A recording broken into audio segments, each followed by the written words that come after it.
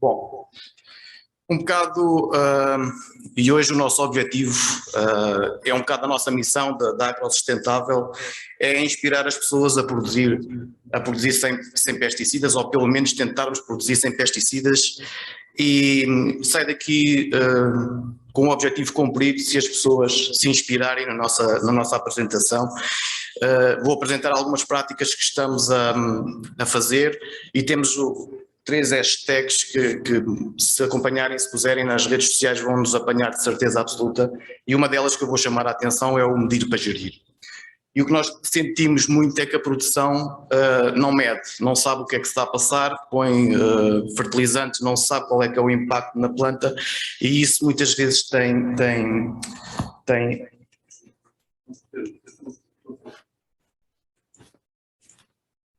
Bom, ok.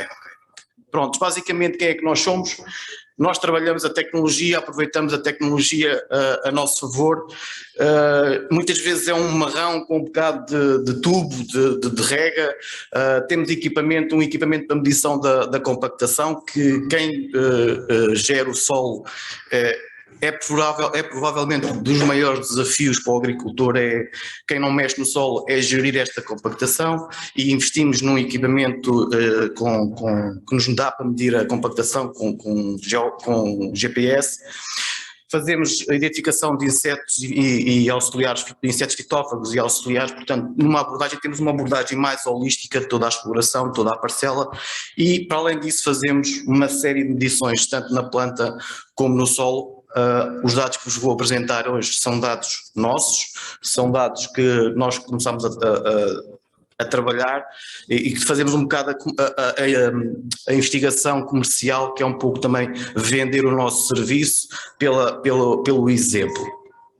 E depois, ao fim e ao cabo, é passarmos os nossos Exceis com um mapa todo bonito e perceber onde é que eu vou focar a minha atividade. Por exemplo, onde é que eu tenho mais taxa fotossintética é este gráfico aqui, onde é que eu tenho menos taxa fotossintética, a atividade microbiológica, estamos a tirar a atividade microbiológica, onde é que eu tenho mais atividade microbiológica e onde é que eu tenho menos atividade microbiológica, os mapas da compactação, infiltração, fazemos mapas de infiltração de solo, portanto estamos a simular uma chuvada forte e perceber quanto tempo é que o nosso solo absorve aquela chuvada, e fazemos levantamentos depois de taxas potenciais de erosão. Conseguimos perceber que um solo, uma pequena parcela pode ter, neste caso, por exemplo, pode chegar a 5 toneladas de solo perdidos por ano. Pronto, isto é basicamente o nosso trabalho. E tenho aqui um próximo stats que é para vos pôr um bocadinho a pensar, que é: nós somos aquilo que comemos.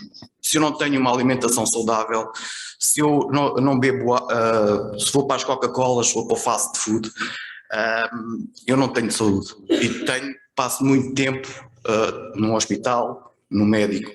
E isto passa-se também com as plantas. Se eu não nutrir uma planta, ela fica anoréxica. Se eu tiver um consumo de fertilizante excessivo, ela vai se comportar de uma maneira excessiva. Ou seja, o que nós queremos procurar são as plantas que sejam equilibradas nutricionalmente. E isto é o ponto que vos quero passar. Esta menção foi das menções que mais me surpreenderam.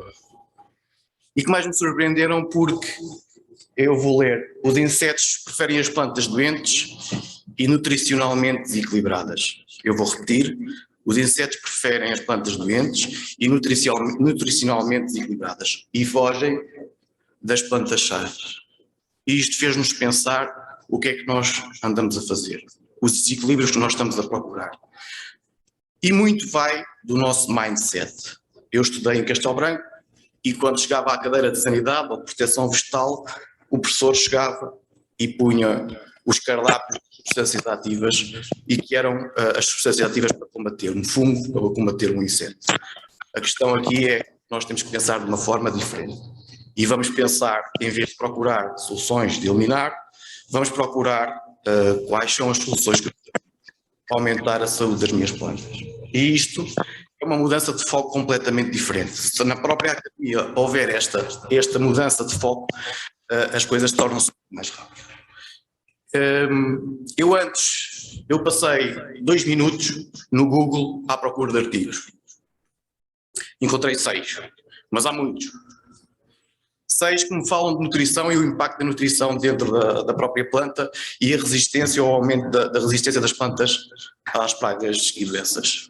E isto levou-me basicamente a procurar soluções a nível analítico. Não faz sentido nenhum para quem quer controlar, e até porque os artigos eram claros. Eu tenho que controlar a nutrição ao longo da campanha, tenho que controlar várias vezes na campanha, tenho que controlar vários pontos críticos de controle na planta, florações, crescimento vegetativo. Portanto, eu tenho que controlar estes momentos-chave da nossa planta. E chegamos à análise de seiva. Para além dos equilíbrios, e que já foi falado hoje aqui, que são muito importantes dos iões, a análise de seiva dá-me uma bateria imensa de iões, e imaginem eu retirar 6 e 7 vezes uma análise durante a campanha. Eu tenho uma percepção do que é que se está a passar na minha planta. E para além destes 17, há 2 diretamente e depois um indiretamente que eu consigo retirar, que é a síntese proteica, que é a quantidade dos açúcares e as diversas formas do azoto dentro da planta.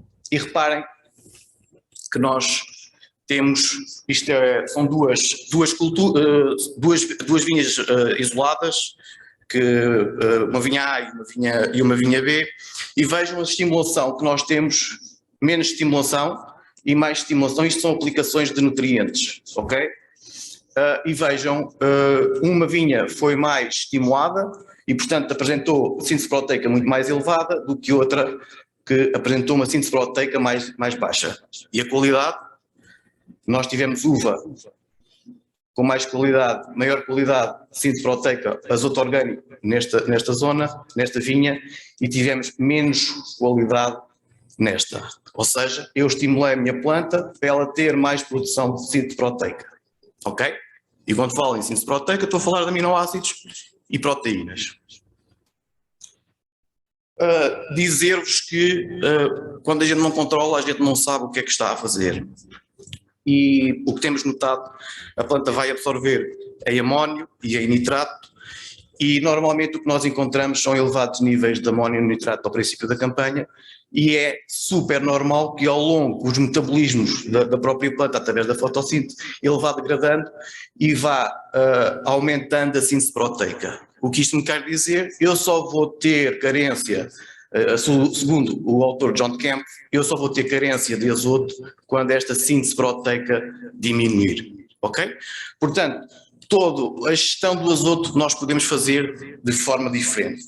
Na escola aprendemos que o azoto aumenta a sensibilidade. Lógico que aumenta a sensibilidade. Agora, temos é que saber gerir os nossos azotos dentro da planta. E como é que é trabalhar a saúde da planta? Há um processo que nós aprendemos no 8º ano, penso eu. E no 8º ano falam de fotossíntese. E a fotossíntese tem aqui este açúcar, não é? A fotossíntese precisa disto, precisa de luz, clorofila, para produzir glicose, e que se vai juntar aos hidratos de carbono e vai formar cadeias longas de açúcares, os polissacarídeos. E são estes polissacarídeos que os insetos não gostam. Portanto, o que nós temos que facilitar é aumentar a eficiência desta fotossíntese para a produção de glicose ser mais complexa e aumentarmos os perfis, ou pormos diferentes perfis de proteínas dentro de açúcares e proteínas dentro da planta. Ou seja, para além disso, a glicose vai-se juntar e vai-se formar os ácidos nucleicos, as proteínas e os lipídios. Nas plantas só são precisos lípidos, proteínas, hidratos de carbono e os hidratos de carbono. Portanto, para termos vida basta estes constituintes, ok? Depois é a forma como eles e os ácidos nucleicos, estava a esquecer. E depois a forma como eles se arranjam é a diferença entre nós e as próprias plantas. Outra afirmação que me surpreendeu também, do mesmo autor, foi esta, e que vem um bocadinho no seguimento da fotossíntese do slide anterior, que é o inseto com um sistema digestivo simples procura a frutose e a glucose e não consegue digerir os açúcares mais complexos. Talvez para este tipo de insetos, e quando falamos de sistema digestivo simples, estamos a falar de ácaros, estamos a falar de hemípteros, picadores, jogadores, principalmente, por exemplo, a cicadela que estamos na vinha, que temos na vinha, que é uma praga-chave no Alentejo da vinha, e também no amendoal, é uma praga-chave que aparece todos os anos, portanto, possivelmente estará aqui o segredo. Bom, eu apanhei esta imagem num folheto de um produto químico, químico de uma empresa comercial, e que me chamou a atenção foi o processo todo. Eles diziam o processo, chamavam a atenção para todo o processo. E o aumento da eficiência fotossintética, há autores que dizem que neste momento as plantas têm 20 a 30% de eficiente, são 20 a 30% de eficientes, mas se aumentarmos esta eficiência em 60%, a planta começa a metabolizar outros produtos que são importantes para aumentar a própria saúde. Mas já lá vamos. A maior produção de fotoassimilados vai gerar uma produção maior de fotoassimilados e vai promover a formação de exudados radiculares. São estes exudados radiculares que vai proporcionar à própria planta e à microbiologia do solo entrarem em simbiose e a microbiologia começar a fornecer alguns nutrientes à própria planta. Isto é tudo energia. O que está aqui, quando entra o nitrato e o amónio dentro da planta, há um gasto de energia. Se for diretamente da microbiologia para dentro da planta, o gasto de energia é muito menor. E este gasto de energia é o facto de depois vamos aumentar esta eficiência fotossintética. Pois. E agora estão-me a perguntar como é que vamos controlar o processo. O processo é simples de controlar. A própria análise de seiva tem uma bateria de iões que temos de controlar. 5 deles, estes que estão aqui, o azoto total, o fósforo, o ferro, o magnésio e o manganês são essenciais para a fotossíntese, para ela ocorrer. Porque o azoto e o magnésio são 2 elementos que constituem a clorofila, o manganês é fundamental na hidrólise da água, o fósforo entra na constituição das moléculas do ATP e o ferro é um catalisador da biossíntese da molécula de clorofila. Se nós garantirmos que estes estão em equilíbrio, vamos garantir boas taxas de fotossíntese. Mas podemos comprovar no campo. Há equipamentos já próprios que vamos comprovar. Há este equipamento que nos diz o teor de clorofila. Há este equipamento que também faz essa medição. Mas, para além disso, temos as plataformas de satélite. De 7 em 7 dias, 10 em 10 dias estou a receber informação sobre a clorofila. Neste caso é a MDVI, que é o índice de vegetação. Mas posso ter aqui um mapa de clorofila que também tenho. E consigo perceber onde é que eu tenho mais clorofila e menos clorofila e atuar se for caso disso. Portanto, nós as ferramentas que temos disponíveis, é preciso saber utilizá-las. Gráficos, medições, clorofila, como é que estamos ao princípio da campanha, como é que estamos ao final. E depois, muito interessante este ano, quando estive a preparar este trabalho, e por isso vos digo que eu acredito perfeitamente que a gente consegue controlar pragas, pelo menos as pragas já temos ideia que depois conseguimos controlar, pelo menos a cicadela e os ácaros possivelmente também, que é controlando os açúcares dentro da planta. Isto é dado pela análise de seiva. Eu chego aqui ao final, é quando aparece a cicadela, sempre que tive análise acima dos 3 de açúcar, de percentagem de açúcar, eu via a cicadela, mas a cicadela pouco fazia, pouco impacto tinha, portanto eu conseguia produzir sem a aplicação do inseticida. E o futuro passa por aqui, sou muito sincero, eu acredito perfeitamente que isto é possível. O Brix, quem é que mede o Brix? Muito pouca gente mede o Brix, medimos o Brix na fruta. E medimos o Brix na fruta, mas podemos medir na seiva da planta. E medindo na seiva da planta, o que nos indica, e encontramos isto na John Kemp, fez este triângulo da saúde da planta e que nos diz, dá vários patamares e a partir daqui entre o segundo e o terceiro é o 15 de Brix e que a planta começa a produzir começa a produzir metabolitos secundários, os lípidos e os metabolitos secundários, que aí a planta vai ter uma proteção extra para fungos e pragas. Ok, como é que eu posso atingir a performance da planta? E aqui a nossa experiência vai nos dizer, eu tenho que cobrir o solo. Não há forma de eu atingir esta performance da própria planta se eu não trabalhar isto, se eu não proteger o solo. E aquilo que falámos hoje é um bocado transpor isto para aquilo que vamos fazer e o que é que a gente vai fazer. Eu hoje vou focar um bocadinho mais nas culturas permanentes, porque é aquilo que nós estamos habituados a trabalhar. E às vezes a gente não se apercebe, mas eu num hectare, numa cultura permanente, neste caso eu tenho aqui um exemplo, um compasso de 2.8 de entrelinha. A mim, normalmente, e o agricultor normalmente só preocupa aqui a linha, ou porque mete herbicida, ou porque tem onde tem a planta, mas nós temos aqui 1.8 metros que podemos trabalhar. E a área que efetivamente nos preocupa são só 36%. Como é que é possível? Só nos preocupamos com 36%? E aqui o que vamos ter, os custos que vamos ter é de desgaste de trator, é de gasóleo. Então o que é que fazemos aqui? Isto é uma área que a gente tem que investir. Bom, e como é que investimos? E onde é que vamos buscar dinheiro? O dinheiro o que vamos fazer é capitalizar pela poupança. Eu vou reduzir o número de passagens de trator, porque não vou passar tanta vez. É a poupança que a gente tem que trabalhar. Eu mostro-vos duas fotografias. Um produtor da esquerda que se preocupa com a interlinha e um produtor da direita que não se preocupa com a interlinha. Se vocês olharem, eu tenho aqui uma série de questões e vocês facilmente conseguem canalizar cada uma das fotografias para uma das questões. Quem tem maior fertilidade do solo? Se eu perguntar, toda a gente vai dizer a da direita? A da esquerda. Risco de erosão, disponibilidade de água para as plantas, onde prospera a microbiologia. Portanto, eu vou saber, independentemente, às vezes há perguntas que vai bater aqui nesta fotografia, mas grande parte delas interessa-nos isto. E é isto que a gente está à procura e vamos procurar. É isto que a gente quer. Não é isto que eu quero.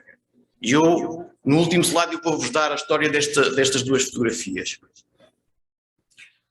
Já falámos de fertilidade, já falámos de erosão. Há aqui outros indicadores que eu gostava de falar com vocês, que é disponibilidade de água. Reparem, nós criámos aqui uma camada de mulching na linha, mas quero que transponham isso para a outra linha. Isto são regas, portanto, sempre que o verde sobe, são a várias profundidades, são regas, e sempre que o verde sobe é sinal ou de uma chuva ou de uma rega. E verifiquem quando o solo está descoberto e quando o solo está tapado. A quantidade de vezes que eu reguei aqui e a quantidade de vezes que eu reguei aqui. E isto é um indicador de stress da planta, ou da stress do solo, neste caso, e vejam as vezes que vi mais, que o solo esteve mais estressado, e aqui o controle que eu tive muito mais efetivo do stress. Reciclagem, já falámos disso, reciclagem de nutrientes. A nossa entrelinha tem que nos obrigar a ir lá em baixo buscar nutrientes para a superfície. A fertilização do futuro vai passar por aqui. Vai ser cover crops. A gente sabe que cada cover crop vai ter, é mais forte em zinco, é mais forte em molibdênio, é mais forte em nitratos. Quando nós cortamos, o que ela vai fazer é restituir ao solo esse nutriente em que ele é mais forte. Vejam, isto é uma bateria de plantas, umas mais fortes, outras mais fracas em zinco. Ok? Molibdênio, nitratos, fósforo, tudo. Reciclagem. O que queremos é reciclar. Infiltração. Isto é outro indicador que procuramos para a saúde dos solos. Vejam, dentro do mesmo gráfico nós pusemos duas situações diferentes. Um verde mais claro, nós estamos a simular, portanto, basicamente o trabalho é simular uma chuvada num determinado solo e verificar quanto tempo é que o solo absorve essa determinada quantidade de água. O que estamos a notar é que quanto mais biodiversidade eu tenho, mais depressa a água absorve, mais depressa o solo vai absorver. Situações de monocultura na entrelinha demoram muito mais, 200, em média todas as leituras foram 200 segundos. Ok? Um ponto importante para quem faz cultura em camalhão, que é o verde mais escuro.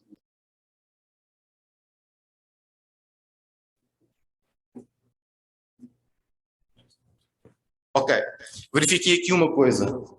Camalhão maior de meio metro e camalhão um bocadinho mais baixo. A diferença, camalhão desprotegido e camalhão desprotegido também, mas não tem tanta altura como tem o camalhão.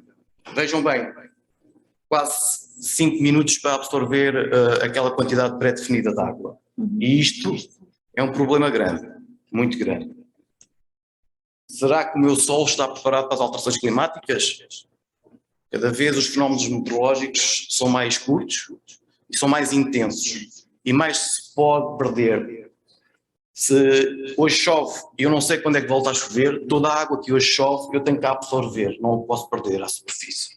Portanto, a infiltração é essencial. Agora veja o impacto. Aquela história do camalhão. Deixa eu dar.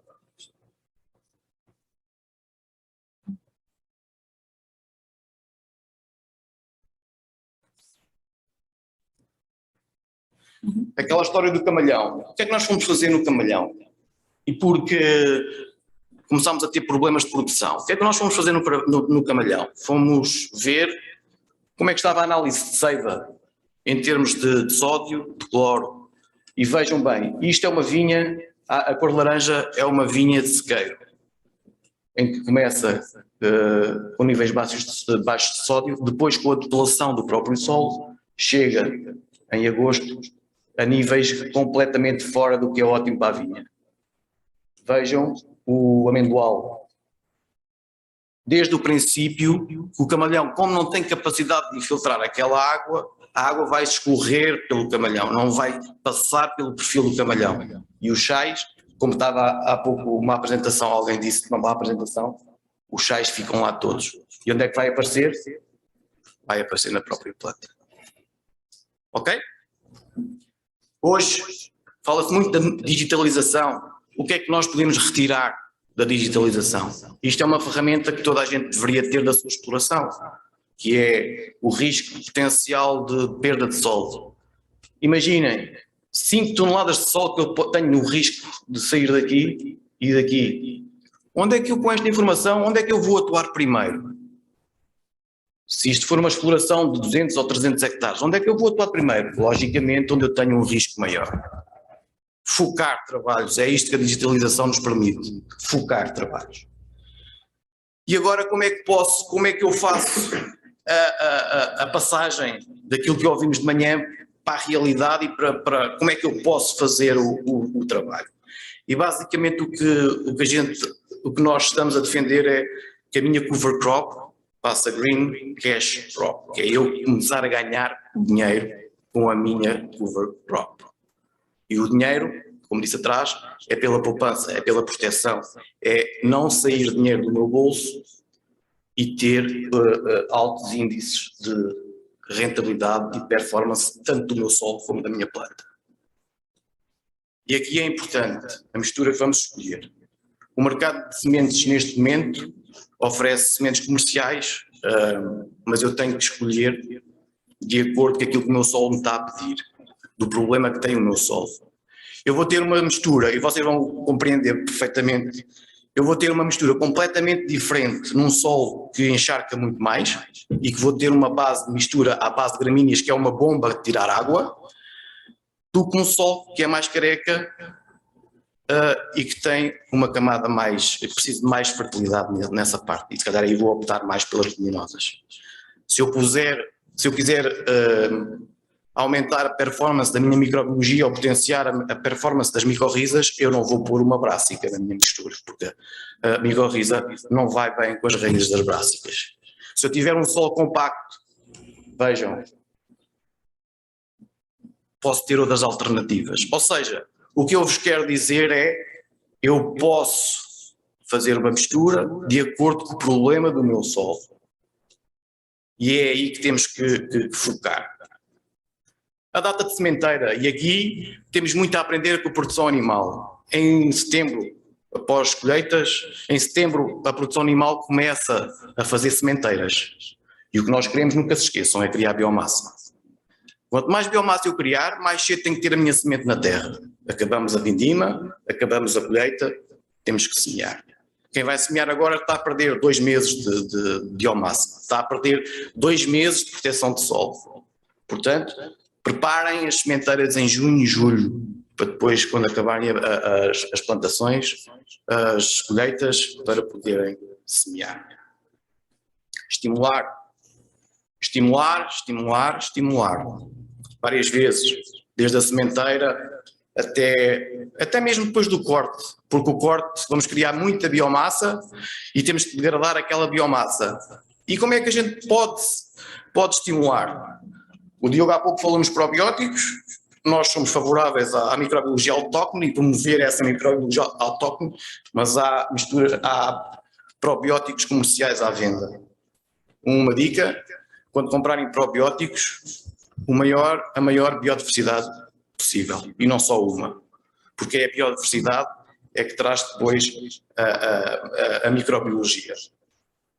Ácidos úmicos e flúvicos, carbono, algas, sacarose, açúcares compostos, atenção. Chá de composto, coisas que a gente pode pôr em casa, podemos fazer uma pilha de compostagens, aproveitar os compostos, o composto e fazer multiplicação. Muitas vezes o que acontece nas explorações agrícolas é que as explorações agrícolas são tão grandes que eu não tenho composto suficiente para fazer a aplicação numa área toda. Ok, tem uma pequena pilha de compostagem, vão retirar um bocado de composto e fazem um chá, que eu já vos vou explicar como é que podem fazer isso. E as entradas dos animais são essenciais. Vejam esta fotografia. As duas primeiras fotografias do lado esquerdo têm diferença de 120 milímetros, um mês. Uma foi antes da chuva, a outra foi depois da chuva. Vejam a integração que começa a haver do que está aqui para aqui, só com água. E depois um pedaço do que está aqui, a quantidade de microbiologia que tem. Ok? E isto foi este ano, isto foi o ano passado, isto foi este ano, e vejam, eu à frente do casão tinha isto aqui, esta pedra que estava aqui, só de diferença de um ano. Se vocês fizerem isto ao vosso solo, o impacto que tem de matéria orgânica. Só pelo facto, isto é um parque onde as ovelhas tiveram por noitar durante 2 meses e, portanto, vejam bem o impacto dos animais. O chá de composto. Façam um chá de composto, têm uma pequena pilha de compostagem, aproveitem um pedaço do composto e multipliquem essa microbiologia que é vossa, é adaptada, aproveitem. Têm que utilizar um equipamento para garantir a oxigenação da própria água que estão aqui a oxigenar. Ou seja, isto não é mais do que o processo é idêntico a uma chávena de água com um bocadinho de um saco e tirar os compostos que estão dentro quando a gente faz um chá. É quase igual. Tem que haver, isto é um equipamento que dá ar e que vai retirar, é a própria oxigenação que vai retirar os micro-organismos do composto. E depois já temos ferramentas, aplicações que nos dizem a relação fungos, bactérias do nosso composto. Conseguem perceber, começam a perceber qual é que é o composto que tem mais ou menos qualidade para aplicar no meu solo. Um composto 0.5 por 1 ou um composto 0.3 por 1. Portanto, eu consigo perceber quais são os compostos que entram na minha exploração que têm mais qualidade. E vejam, um solo que é estimulado, um solo que não foi estimulado e que teve muito mais precipitação em cima, e depois um ano depois como eu tenho o meu solo. Estimulação, não estimulado e um ano depois. Ok? E com mais chuva, atenção, isto teve mais chuva, portanto teve mais disponibilidade de água, este coberto. Este ano o Renato fez-nos o favor de tirar 2 fotografias de zonas contíguas, portanto é a mesma casta, só muda 2 ou 3 linhas, entre linhas uma ao lado da outra. Estimulado, não estimulado. E depois eu pedi-lhe para fazer um apanhado daquilo que ele viu e que eu vou ler. Quando comparados visualmente os cobertos, notamos claramente maior desenvolvimento, quer da parte aérea, quer da parte radicular, nos cobertos estimulados, bem como a presença de nódulos de rizóbio maduros, sinal da captação de IAN atmosférico. Aparentemente, o solo tem mais umidade nas entrelinhas do coberto estimulado. Ok? Estimular, estimular, estimular. E nunca se esqueçam, vocês querem na vossa entrelinha criar biomassa. Vocês podem tentar numa região que tem que fazer 3, 4, 5 cortes. Adaptando os nossos equipamentos, porque temos que adaptar um tipo de agricultura diferente. Vocês podem ter um equipamento que 2 vezes o corte vai encaminhar o corte para cima da linha. Os outros 2 cortes podem ficar na interlinha que protege na mesma. Portanto, isto é tudo gestão depois do que vocês podem fazer. Gestão de corte. Faz-me impressão, as pessoas, e normalmente as pessoas não gostam de ver erva na vinha, ou não gostam de ver erva no meio das culturas, mas passem menos vezes, gastem menos gasóleo, dependam menos do gasóleo. Deixem crescer. Há quem diga, Nicole Masters no livro, que eu aconselho, apenas estar em inglês, diz: o coberto só tem impacto na cultura quando o seu brix é superior ao da cultura. Ok? Atrasem o corte. E agora, para causar escândalo, porque há pessoas que não gostam de ver assim a vinha. Eu posso-vos dizer que esta vinha produziu 11 toneladas por hectare no Alentejo, belíssimo. E vejam, a vinha está a crescer, a vinha ainda tem lançamentos, ainda tem crescimentos. E vejam a quantidade de biomassa, interlinha, com ervilhaca, uma trepadeira. E vejam, 15 centímetros de proteção de solo. 15 centímetros de proteção de solo. Meus caros, não é a biológica, é a forma como a gente faz. 11 toneladas. O maior desafio é este. Eu não vou mexer, não quero mexer, quero sequestrar, quero ganhar dinheiro com o meu sequestro no futuro e, portanto, tenho que saber gerir isto. Com seca, a compactação leva a menor infiltração e com a chuva forte leva à erosão. E isto é o que nós temos que saber fazer, é gerir a compactação. Como é que eu vou fazer? Ok? Vejam bem, a água que nós estamos a gastar só para chegar aqui, só por causa que temos aqui um caldo de lavoura. Temos que gastar mais horas de energia, mais água. Ok? Outra situação, numa vinha nova, a imagem que está aqui em cima corresponde a estas medições de compactação. Em profundidade do equipamento, dá-nos em profundidade 5 em 5, de centímetro a centímetro, e fomos medir na interlinha, no rodado e na linha de vinha. E agora vejam uma coisa impressionante. Na linha, tenho valores quase idênticos ao rodado. O trator é largo, e quando faz compactação vertical e faz compactação horizontal. Vejam, fiquei louco com esta informação. Como é que eu vou agora gerir aqui a compactação? Pedro, últimos minutos, temos muitas perguntas. Faltam meia dúzia. Outras alternativas. Herbicidas não concilia com microbiologia. Temos que arranjar outras alternativas. Controle mecânico é o que normalmente fazem.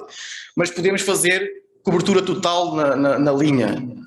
Espécies mais rasteiras, um trevo subterrâneo, um trevo balança, que são mais rasteiras e que consigamos controlar aqui isto muito mais facilmente. Ok? Instalação. Cada ano que nós temos o solo parado entre o arranque de uma plantação ou de uma cultura e a nova plantação, nós temos 2 janelas de oportunidade para semear. 2. Primavera-verão e outono-inverno. Semeiem e promovam ao vosso solo um descanso ativo. Semeiam, produzem biomassa, cortam e enterram.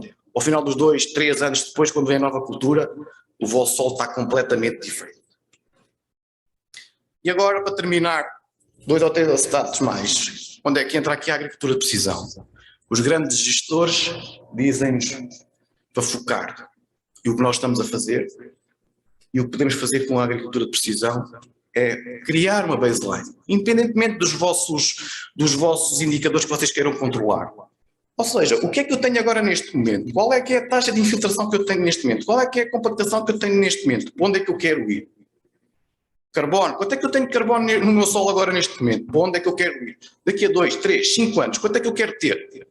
Onde é que eu vou focar as minhas atividades? Vocês com um telemóvel é um GPS. Vocês conseguem, através de um Excel, conseguem georreferenciar pontos de leitura. Eu aqui posso ter fotossíntese, desidrogenase, carbono microbiano. É estes indicadores que eu tenho que depois rapidamente se faz no mapa. Faz um foco de trabalho aqui ou aqui. É isto que a agricultura de precisão e a digitalização deve fazer. Não é preciso grandes investimentos, basta um telemóvel.